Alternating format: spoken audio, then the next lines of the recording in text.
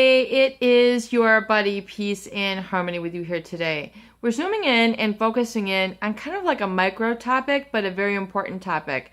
In fact, it's so small that it's so large.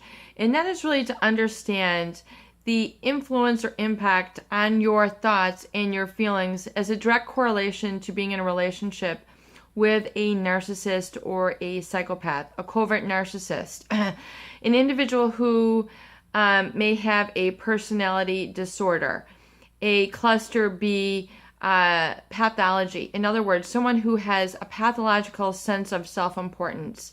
They have a sense of entitlement. They have a sense of I'm better than. They have a lack of empathy, which means they really don't have an ability to understand your feelings, needs, wishes, or desires, even to get to know those or validate those.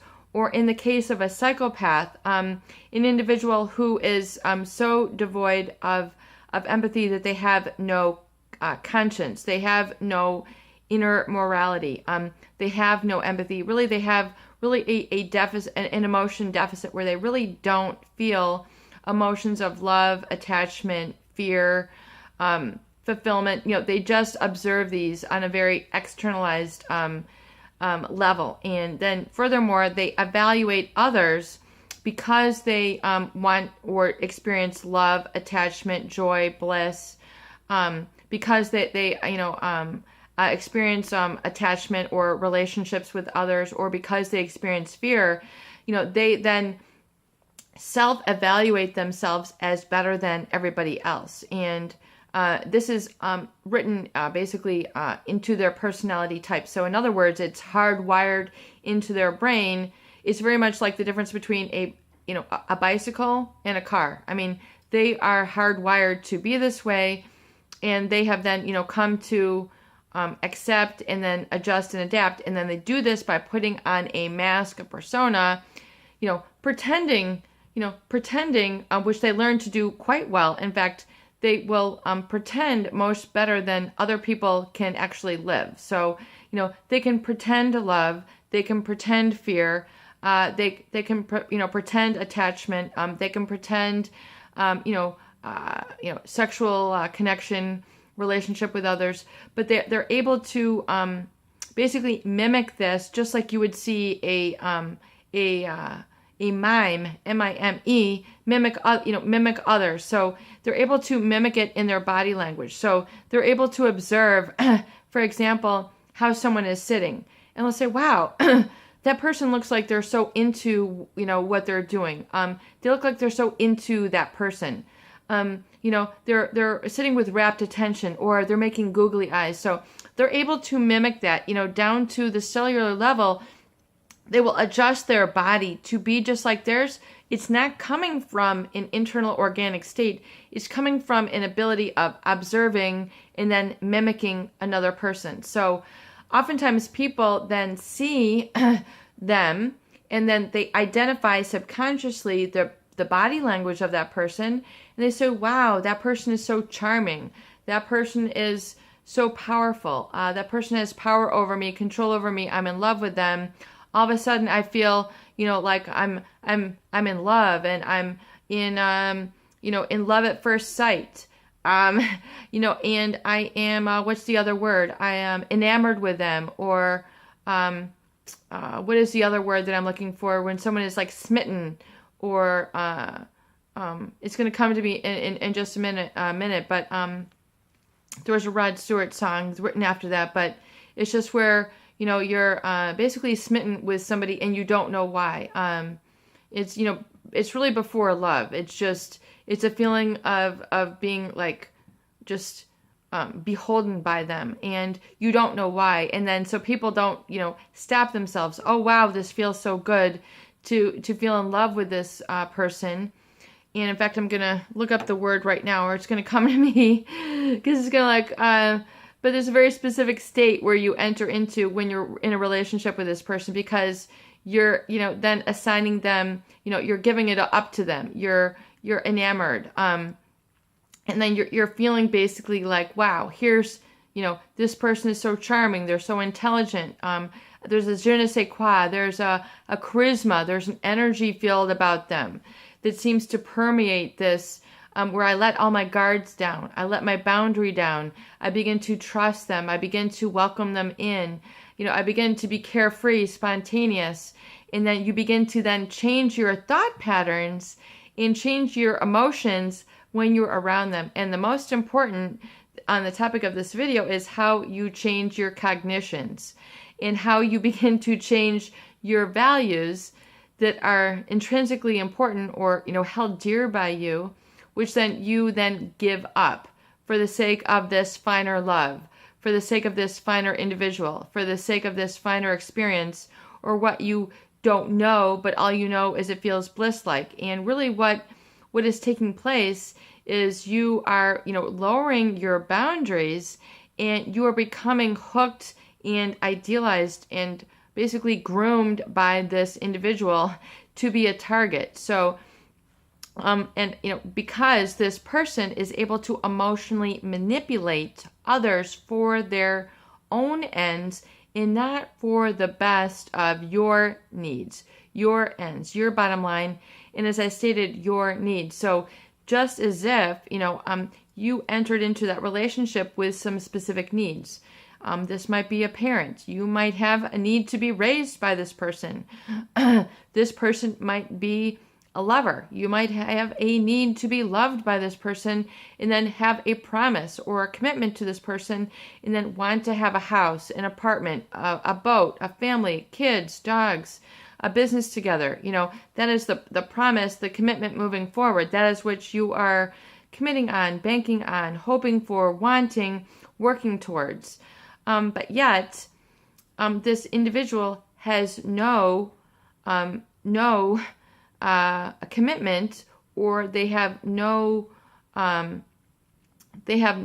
such commitment to you, or no such ability to fulfill those. They have no such truth to actually deliver on those. It is all a lie, and they know that they're putting on a show, an act, a mask, an appearance thereof, appearing as if, seeming as if. Seeming or appearing is the operative word. So they might seem like they're dating you because they're picking you up, you're going places, they're talking, but it's all talk. And yet then there's a real cognitive dissonance as you get to move forward in the relationship with time, when you realize the behaviors do not match the words. In other words, they might call you by a nickname, giving you a kind of a depersonalized experience in your life, not really kind of validating you there. There's a specific level, or what I call it, a cylinder, that they're not hitting on. There's a certain piston that's not firing. There's a certain, part of the relationship, there's an energy field that when you really get in to stay in it, you realize it is not there. They are not present in a specific way. They're not there for you in a specific way. And it's a feeling, it's an instinct, but oftentimes the issue is that the problem is that people tend to devalue that thought, like maybe this isn't right. And it's the cognitions which then you begin to ignore, and then your thought patterns then begin to say, it's okay. And then you begin then to become addicted to, it's okay that I violate myself. It's okay that I devalue myself. It is okay that I abuse myself. It's okay that I go against my own internal needs. It's okay that I go against the grain of who I am. It's okay because you're then, allowing in, you're lowering your boundaries, your standards for what you're thinking is something greater than, better than, which is then the experience of this person. But yet it is all part of the show, the scam, to get what they need, and they have no intention of delivering to you what your need is. So that is the whole issue. And then also the disruption of your thoughts, your decisions, your choices, your feelings by this other person. And then especially in the state of the psychopath, where they then begin to replace meanings that you have in things with their own meanings. So a psychopath who does not experience love, fear, attachment, belonging, connection. It's just not an emotional repertoire. They're not hardwired. Remember the difference between the bike and the car. They're not hardwired to be as such. They have a whole different wiring there, which is a whole different experience on the emotional and then moral levels. So operating without a conscience, they have no trouble with fooling you. The covert narcissist, a little bit less severe case, but really, as long as they're getting what they need, they're okay with it. And if they see you making thought sacrifices for them, most people say, oh, you don't have to do that. You don't, and they would not be comfortable with living a lie. The narcissist, hey, this is just, as long as I'm getting what I need, I have power, I have control. That's what life is all about. So it's their, assessment that it's okay to violate, hurt others, and not give them what they need. So, and it's then really then the others in society who don't have that pathology, which have the moral gears. They have the moral stop. And so it is now important to realize how your thoughts had been disrupted by and for this person, and recover a sense of accountability and responsibility for your thought process and keeping them on track. So sometimes people, it's kind of like a training wheel. You need some tools to keep you balanced. So hence we have the recovery journal, the recovery date, the affirmations, the emotements, and the other tools, the visualization, the having the images around you, the mentor. All these need to kind of come together to get you back on track there and get your thoughts, cohesive, get your feelings cohesive, to get your self-talk cohesive, to get your choices and decisions cohesive, so that you're then, experiencing this new quantum healing in life. And then people are meeting you, loving you, embracing you there. You're able to relate from that healthy perspective, that healthy outlook, that healthy corner of the world versus the disempowered, hurt, area where you can't think and you can't feel for yourself. It's very disempowered. So it's a whole different place with which you're coming from.